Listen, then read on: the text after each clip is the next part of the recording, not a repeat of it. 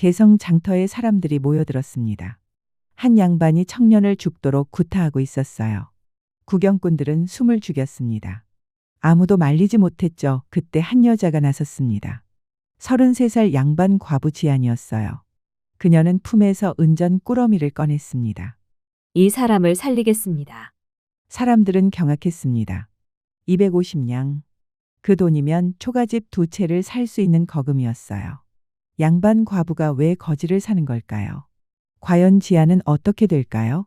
왜 전 재산을 내놓고 낯선 청년을 샀을까요? 그리고 모든 걸 잃은 후 어떻게 끝날까요? 지금부터 이야기를 시작하겠습니다. 3월 저녁이었습니다. 개성 남촌 한옥 사랑채에서 양반 과부 지안이 창밖을 바라보고 있었어요. 33살 남편을 잃은 지 8년째였습니다. 남편은 젊은 나이의 병으로 세상을 떠났죠. 자식도 없었습니다. 남편이 세상을 뜬 뒤 시댁의 태도는 순식간에 차가워졌습니다. 지안을 바라보는 눈길에는 더는 우리 집안과 엮일 이유가 없다는 냉기가 서려 있었지요. 그러던 어느 날 시어머니는 은전 주머니 하나를 던지듯 내밀었습니다. 이 돈으로 어디든 가서 살아라. 우리 집안과는 인연 끊자. 시어머니가 지안을 내보내기 위해 건넨 마지막이자 차가운 돈이었습니다. 결국 지안은 친정으로 돌아와야 했습니다. 하지만 친정도 반가워하지 않았습니다. 오라버니가 가장이 되어 있었고 올케는 지안을 곱게 보지 않았죠. 아가씨도 참 언제까지 친정에 얹혀 사실 건지. 지안은 그 말을 듣고도 묵묵히 참아냈습니다. 가진 것이 없어 더 이상 물러설 곳이 없었기 때문이기도 했습니다. 하지만 지안의 마음속 깊은 곳에는 타인과는 다른 강한 의지가 있었습니다. 시댁에서 버림받으며 쥐어졌던 그 250냥이 절망에 빠진 자신을 다시 세울 수 있는 유일한 미천이자 마지막 기회라는 것을 지안은 누구보다 뼈저리게 잘 알고 있었기 때문입니다. 그녀는 이 돈의 가치를 다른 방식으로 보고 있었습니다. 그래서 그 돈을 지안은 벽장 깊숙이 숨겨두었습니다. 아무에게도 말하지 않았어요. 언젠가 독립할 수 있는 마지막 희망이었으니까요. 어느 날 올케가 또 눈치를 주었습니다. 아가씨, 이제 그만 시집이라도 다시 가시면 어때요? 집안 식구만 늘어서야 원. 지안의 가슴이 철렁했습니다. 더 이상 이곳에 있을 수 없다는 걸 깨달았어요. 그날 밤 지안은 결심했습니다. 이제 나가야 해. 내 삶을 살아야 해. 하지만 어떻게? 양반 여자 혼자 무엇을 할 수 있을까요? 장사를 하려 해도 혼자서는 어려웠습니다. 지안은 밤새 고민했습니다. 그리고 한 가지 생각이 떠올랐어요. 그래, 사람을 사면 어떨까? 머슴을 들이면 함께 장사를 시작할 수 있지 않을까? 위험한 생각이었습니다. 하지만 다른 방법이 없었어요. 다음 날 아침 지안은 은전 꾸러미를 품에 넣고 장터로 향했습니다. 사람을 살 수 있다는 소문을 들었거든요. 개성 장터는 북적였습니다. 사람들이 물건을 사고 팔며 떠들썩했어요. 지안이 인신매매가 이루어진다는 골목으로 걸어갔을 때였습니다. 갑자기 비명 소리가 들렸어요. 살려주십시오, 제발. 지안이 그쪽으로 고개를 돌렸습니다. 사람들이 둥글게 모여 구경하고 있었어요. 한 양반이 젊은 청년을 죽도록 때리고 있었습니다. 이놈, 감히 우리 집안 은비녀를 훔치고도 시치미를 때 거지 주제에 어디서 못된 버릇을. 아닙니다. 소인은 결코 훔치지 않았사옵니다. 장터에서 내가 훔쳐 넣는 것을 봤다는 자가 있다. 명백한 일을 두고 무슨 변명질이더냐. 청년은 비틀거리며 바닥에 쓰러졌습니다. 피가 입가에 번졌고 숨이 끊어질 것 같았습니다. 구경꾼들은 혀를 찼지만 아무도 나서지 않았어요. 윤강역은 개성에서 힘 있는 양반이었거든요. 지안이 앞으로 다가갔습니다. 가슴이 뛰었어요. 두려웠지만 발걸음을 멈출 수 없었습니다. 잠깐만 기다리시지요. 윤강혁이 손을 멈췄습니다. 고개를 돌려 지안을 보았어요. 누구시오? 감히 나를 막다니? 이 사람을 제가 사겠습니다. 사람들이 웅성거렸습니다. 윤강혁의 얼굴에 비웃음이 번졌어요. 하하, 양반 과부가 거지를 산다고? 얼마나 내실 건데? 지안은 떨리는 손으로 은전 꾸러미를 꺼냈습니다.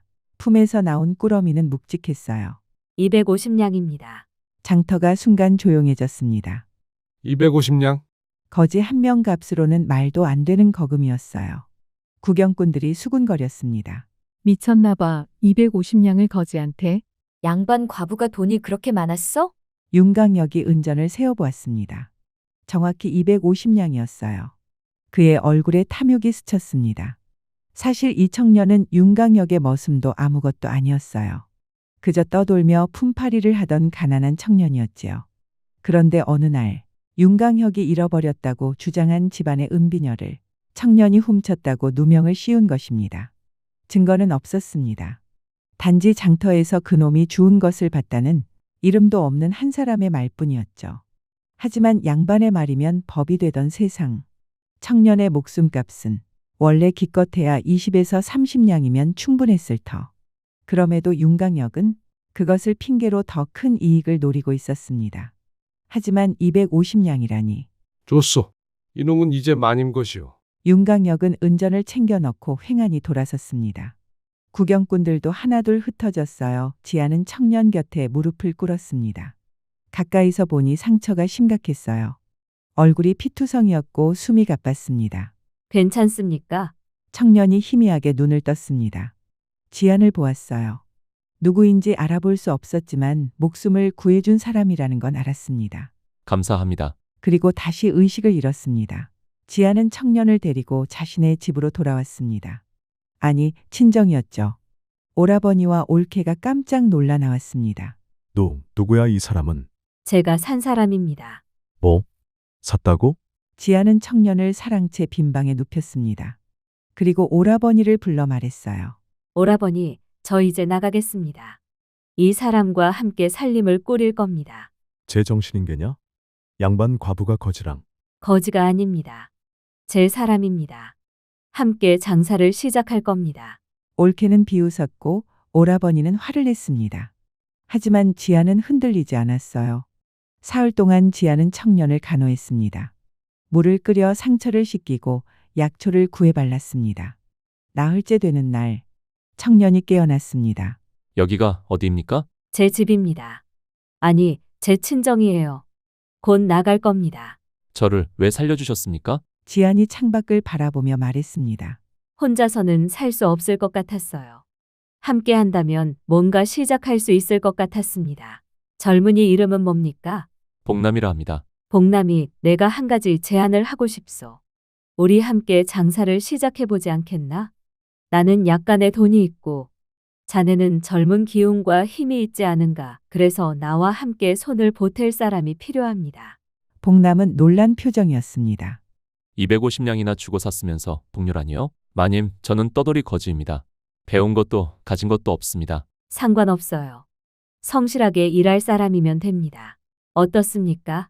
복남은 한참을 생각했습니다. 그리고 고개를 끄덕였어요. 알겠습니다. 평생 은혜를 갚겠습니다. 은혜고 뭐고 없습니다. 우리는 동료예요. 일주일 후 지안과 복남은 친정을 나왔습니다. 올케는 좋아했고 오라버니는 한숨만 쉬었죠. 하지만 문제가 있었습니다. 250냥을 다 써버렸어요. 남은 돈은 고작 20냥, 집도 없었고 땅도 없었습니다. 당장 오늘 밤 잠잘 곳조차 마땅치 않은 형편이었습니다. 지아는 단 20냥으로 이 청년과 자신의 가장 시급한 생계 문제를 해결해야 했고 그 첫 번째 과제는 바로 굶주림을 면하는 일이었습니다. 어떻게 시작해야 할지 막막했습니다. 청년이 말을 했습니다. 마님, 개성 북쪽 외곽에 빈 땅이 있습니다. 사람들이 귀신 나온다며 피하는 바로 그 황무지 말입니다. 그곳이라면 저희도 희망을 걸어볼 수 있지 않을까요? 지안과 복남은 그곳으로 갔어요. 이 황무지를 우리가 일구면 우리 것이 될 수 있습니다. 하지만 황무지잖아요. 돌투성이고. 마님, 오랜 세월 떠돌아다니며 온갖 땅을 밟아온 저에게 이제는 그 모든 방랑의 경험이 녹아들어 땅이 품고 있는 진정한 의미와 가치를 읽어낼 수 있는 특별한 안목이 되었습니다. 땅을 보는 법입니다. 이 땅은 물만 끌어오면 옥토가 됩니다. 둘은 결심했습니다. 맨손으로 시작하기로요. 남은 20냥으로 삽과 곡괭이 그리고 쌀 한 가마를 샀습니다. 그게 전부였어요. 작은 움막을 지었습니다. 비바람만 막을 수 있는 초라한 집이었죠. 그리고 땅을 파기 시작했습니다. 아침 해가 뜨면 일어나 땅을 팠습니다. 돌을 치우고 풀을 뽑고 흙을 고르고 지안의 손에 물집이 잡혔습니다. 양반 여자의 손은 거칠어졌어요. 하지만 지안은 멈추지 않았습니다. 복남도 쉬지 않고 일했습니다. 해질 때까지 삽질을 했어요. 한 달이 지났습니다. 손바닥에는 굳은 살이 박혔습니다. 얼굴은 햇볕에 그을렸어요. 2달이 지났습니다. 드디어 밭다운 모습이 갖춰졌습니다. 마님, 이제 물길을 터야 합니다. 산에서 내려오는 시냇물이 있었어요. 하지만 밭까지는 한참 떨어져 있었습니다. 도랑을 파야 했어요. 복남이 앞장서서 팠고 지안이 뒤따라 흙을 치웠습니다. 보름이 걸렸습니다. 드디어 물이 흘러들어왔어요. 복남이 물이 들어옵니다. 해냈구먼요, 마님. 둘은 웃었습니다. 흙투성이 얼굴이었지만 행복했어요.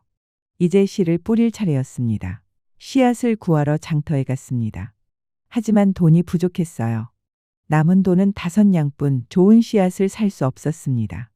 장터 한 구석에서 싸구려 씨앗을 샀어요. 잡곡 섞인 것들이었죠. 하지만 둘은 정성껏 뿌렸습니다. 한 알 한 알이 소중했거든요. 보름이 지나자 싹이 돋았습니다. 초록빛이었어요. 희망이 보이기 시작했습니다. 복남이 우리가 해냈네. 아직 시작일 뿐입니다. 수확할 때까지 정성을 다해야죠. 날마다 물을 주고 잡초를 뽑았습니다.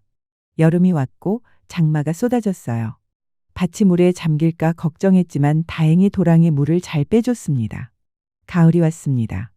벼가 고개를 숙였어요. 수확의 계절이었습니다. 그런데 밭 한쪽에서 이상한 것을 발견했습니다. 복남이 이리 가까이 와서 이 벼의 상태를 좀 보게.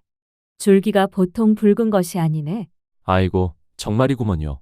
흙 때문인지 병이 든 건지 어찌 줄기마다 이런 이상한 빛깔이 도는 걸까요? 이런 벼는 처음 봅니다. 잡곡이 씨앗에 섞여 들어온 것 같았어요. 수확한 것을 쪄서 맛을 보았는데 놀랍게도 맛이 남달랐어요. 입안 가득 퍼지는 구수한 향과 함께 은은한 단맛이 끝없이 감돌더군요. 정말이지 평생 먹어본 쌀 중에 으뜸이었습니다. 마님 말씀이 맞습니다. 저도 깜짝 놀랐습니다. 이 쌀 정말 특별합니다. 밥알 하나하나가 살아있는 듯 찰지고 윤기가 흐르네요. 복남은 그 쌀의 특별함에 이것이 바로 신이 내린 곡식인가 싶어 쉽사리 입을 다물지 못했습니다. 그러게 말이다, 복남이. 내 말이 맞다. 맛은 두말할 것도 없지. 게다가 솥에서 김이 오를 때부터 집안 가득 풍겨 나오던 그 향이 여느 쌀과는 확연히 다르지 않더냐.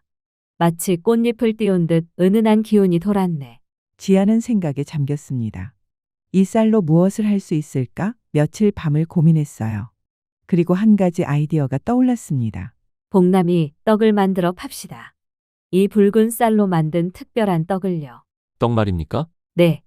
장터에 내다 팔면 어떨까요? 지아는 붉은 쌀로 떡을 만들기 시작했습니다. 시루에 쪄서 꿀을 발랐어요. 붉으면서도 영롱한 빛깔이 참으로 고왔고 씹을수록 깊은 단맛이 우러나왔지요. 이 특별한 쌀의 복을 기원하는 귀한 이름을 붙여주었습니다. 홍미떡. 붉은 쌀로 만든 떡이라는 뜻이었죠. 지안과 복남은 홍미떡을 광주리에 담아 장터로 갔습니다. 홍미떡이요. 세상에 없던 붉은 떡이요. 사람들이 고개를 돌렸습니다. 신기한 빛깔이었거든요. 한 아주머니가 다가왔어요. 이게 뭐요? 떡이 왜 빨개? 붉은 쌀로 만들었습니다. 한번 맛보시겠어요? 아주머니가 한 입 베어 물었습니다. 눈이 휘둥그레졌어요. 야, 이게 무슨 맛이야? 하나 더 주소. 소문이 퍼졌습니다. 사람들이 몰려들었어요. 하루 만에 가져온 떡이 다 팔렸습니다. 15냥을 벌었어요. 복남이가 놀라 말했습니다. 마님, 하루에 15냥이라니 이제 희망이 보입니다. 날마다 떡을 만들어 팔았습니다. 한 달에 300냥을 벌었어요. 투자한 250냥을 회수했습니다. 지안과 복남은 더 큰 움막을 지었습니다. 작은 부엌도 만들었어요. 반년이 지나자 1000냥이 모였습니다. 드디어 제대로 된 집을 지을 수 있었어요. 하지만 성공에는 시련이 따르는 법입니다. 윤강역이 소문을 들었어요. 자신이 250냥의 판거지가 부자가 되었다는 소식을요. 뭐?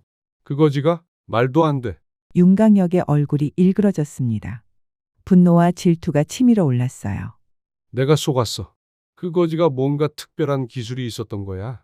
윤강역은 계략을 꾸몄습니다. 관아에 고발장을 넣었어요. 사또, 저 여자는 떠돌이 거지를 불법으로 숨기고 있습니다. 신분도 속이고 장사를 하고 있습니다. 거짓말이었습니다. 하지만 윤강역은 힘 있는 양반이었어요. 사또는 고발을 받아들였습니다. 어느 날 아침 관리들이 들이닥쳤습니다. 쾅! 대문을 부술듯 격렬한 소리와 함께 관아의 관리들이 들이닥쳤습니다. 양반 과부 지안과 종복남은 들으라. 사또의 엄명이니 지체 없이 관하로 출두하라. 곧바로 엄중한 신문이 있을 것이다.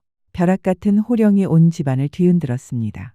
강혁은 멀리서 그 모습을 보며 비릿하게 웃었습니다. 저 과부가 거지 하나 데리고 장사하는 꼴 도무지 눈뜨고 볼 수가 없지. 윤강혁은 이대로 두어서는 안 된다고 생각했습니다. 지안과 복남은 차가운 옥에 갇혔습니다.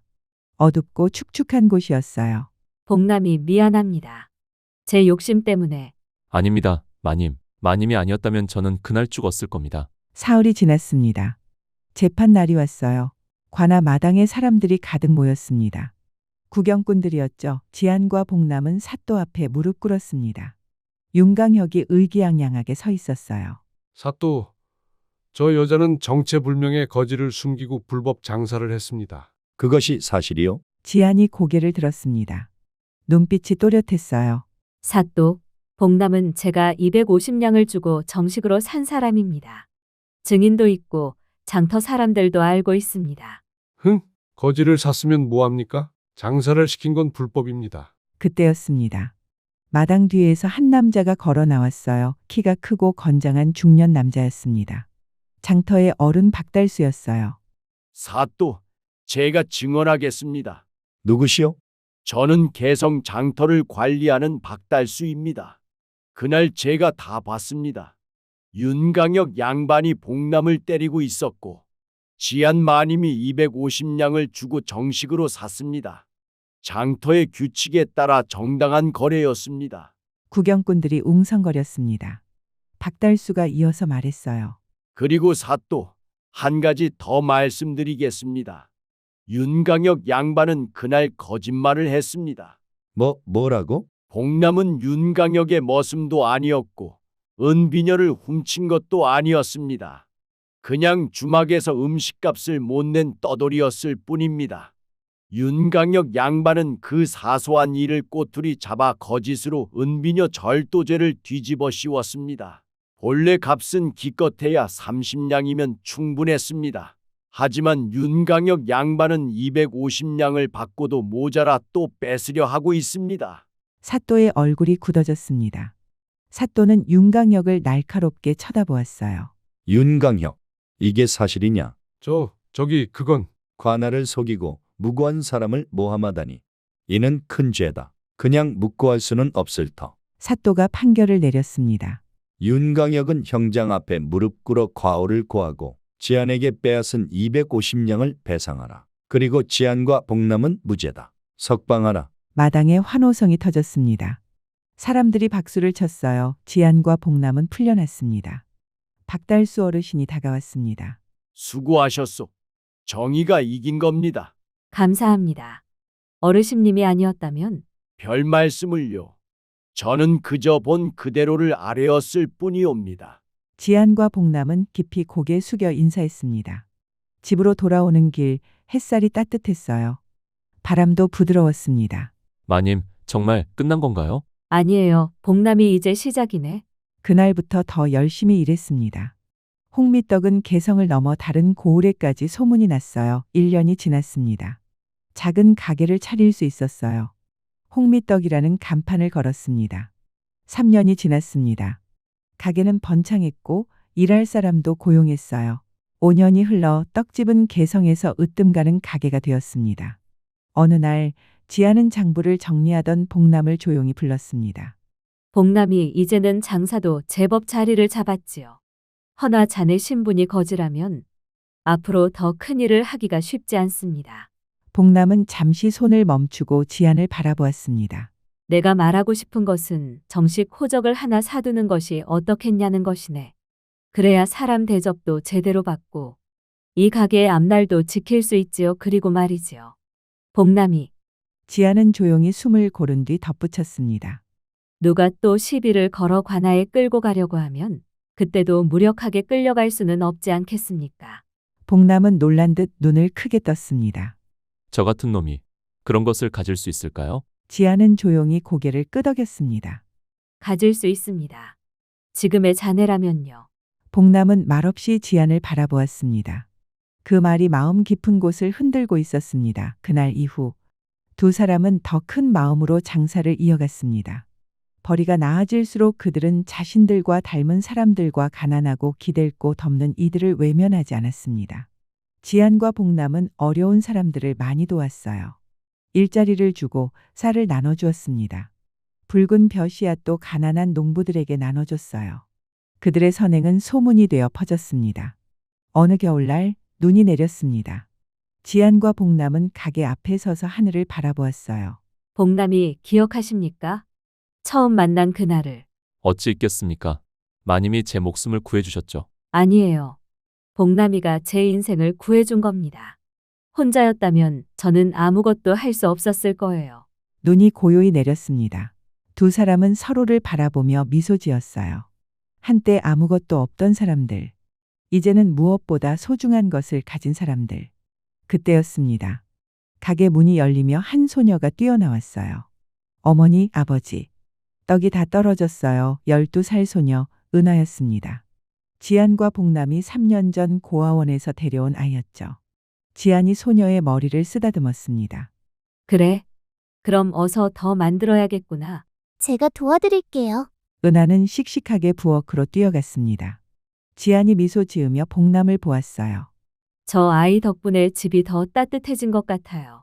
그러게 말입니다. 마님, 아니, 지안. 복남이 처음으로 지안을 이름으로 불렀습니다. 지안의 눈이 휘둥그레졌어요. 복남이? 이제 그만 마님이라 부르지 않아도 되지 않겠습니까? 우리 진짜 가족이니까요. 지안의 눈가에 눈물이 맺혔습니다. 하지만 웃고 있었어요. 그래요.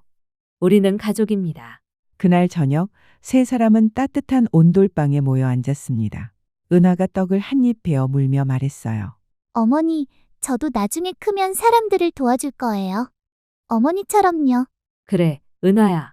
하지만 기억해야 해. 도와주는 것도 중요하지만 더 중요한 건 뭐예요? 함께하는 거란다. 혼자서는 할 수 없는 일도 함께하면 할 수 있어. 복남이 끄덕이며 말했습니다. 맞아. 아비도 그렇게 배웠으니까. 밖에서는 여전히 눈이 내렸습니다. 하지만 방 안은 따뜻했어요. 8년 전 250냥으로 시작된 인연, 이제는 돈으로 살 수 없는 것들로 가득 찼습니다.